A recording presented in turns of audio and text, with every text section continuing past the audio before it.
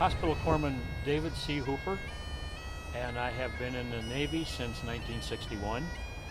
I enlisted in a little town called Yoakum, Texas, and I left that town because there was really nothing to do there.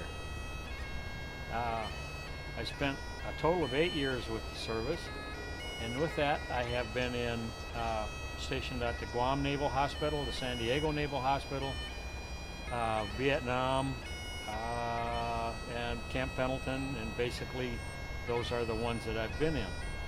And 1965, I decided I was going to re-enlist after my first 4, and at that time they said, good, you're needed in Vietnam as a military combat field medic with the Marines. And I spent my last 4 years with the Marine Corps in the field.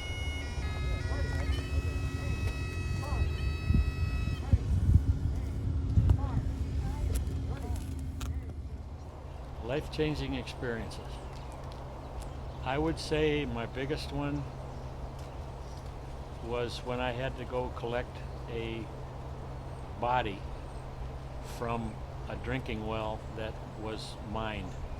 And the guy went down just to get some water, and the mine blew up, and we had to just kind of clean things up. I have another one where we had chased, well, we didn't know what his rank was, but we chased this guy into a building. When he was in there, he got under a bed somehow, threw 2 hand grenades out, but he got 2 or 3 guys, 2 of them that I had to pass and not do anything for him because they were gone. I couldn't do a thing for them. Others were just a matter of patching them up and getting them back in the field. And of course, that just lasted for a while, and I went about my business. Luckily, I consider myself lucky in the aspect that I didn't come home with a bunch of PTSD like a lot of guys did. I think it's because I tried to shut it out.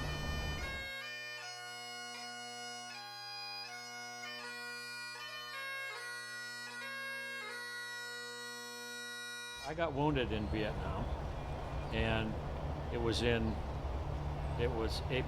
May of '66, and that was the end of my career in Vietnam because they said that I was not field fit any longer.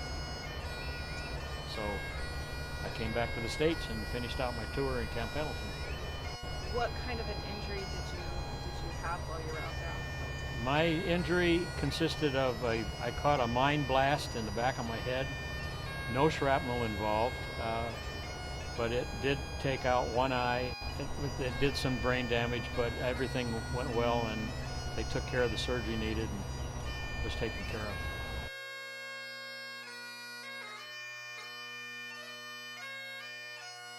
I was awarded the Purple Heart on the parade field at Marine Corps Recruit Depot, San Diego, and it was given to me by General Hockmuth. I was the only corpsman out of 5 Marines that were there at that time, and they're all luckily in their khakis, in their Charlies, whatever you want to call them, and Doc was in his whites, which was okay, but I preferred being, since I did serve with the Marines at the time, I would have liked to have been in my khakis, but it just didn't work out that way.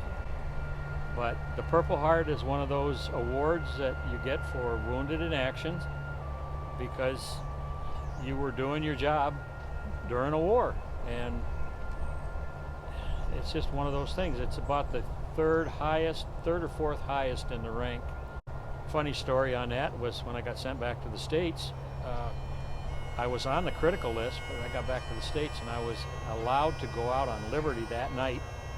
And when I called home to tell my parents to come down and get me, because they lived in Redlands, they said, you can't go anywhere, you're on a critical list. And I said, no, I'm not. Come down and get me out of this place. And I was able to go out that weekend.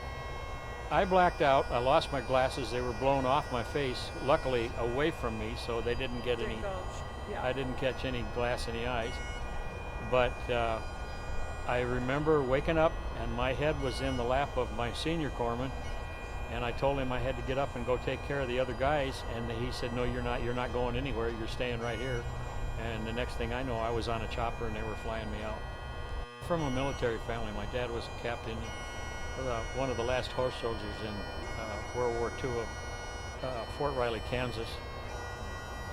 My brother served in the Air Force for 4 years and also in the Marine Corps for 4 years. And a brother-in-law that served 4 years in the Air Force. I mean, we're a military family, and I respect that.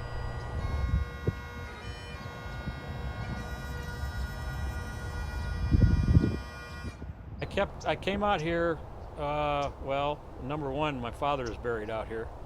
And the other thing is, I came out one time with the Vietnam Veterans Chapter 47 to do an unclaimed ceremony, and this was back 7 years ago. And I was approached by one of the Semper Fi team and wanted to know if I wanted to join up with them. And he explained what they do. And I said, well, I'd kind of look funny with all you guys in dress blues and me and my whites or my dress blues. They said, oh no, you're an FMF corpsman, you can be in your greens. And I thought about it for a while. I got back to him and I says, yeah, I will.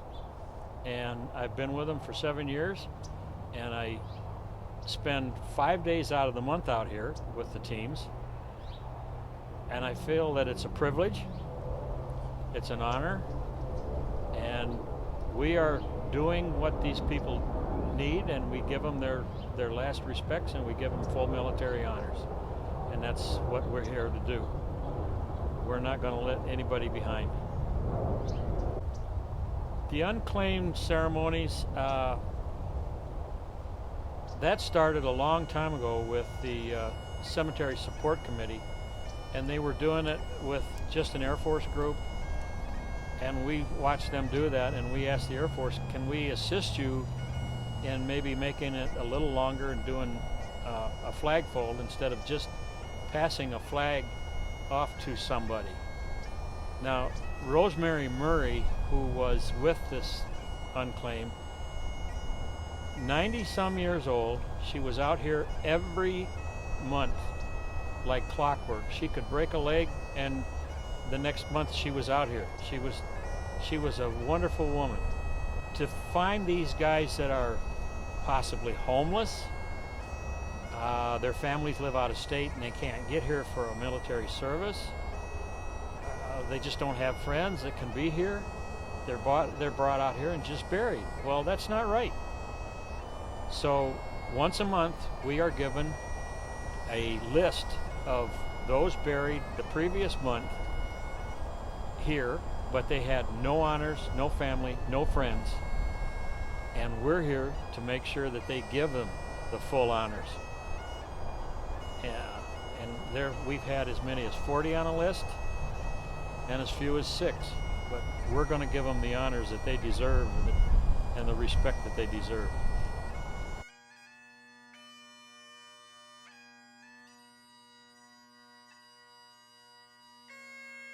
Right now, I don't think there's enough pride in the generations as they are. And if they spent 4 years or whatever their reserve time in the military and learn the respect of others and find out what you could actually do for your country, it would be a great thing, and it changes your whole attitude on life.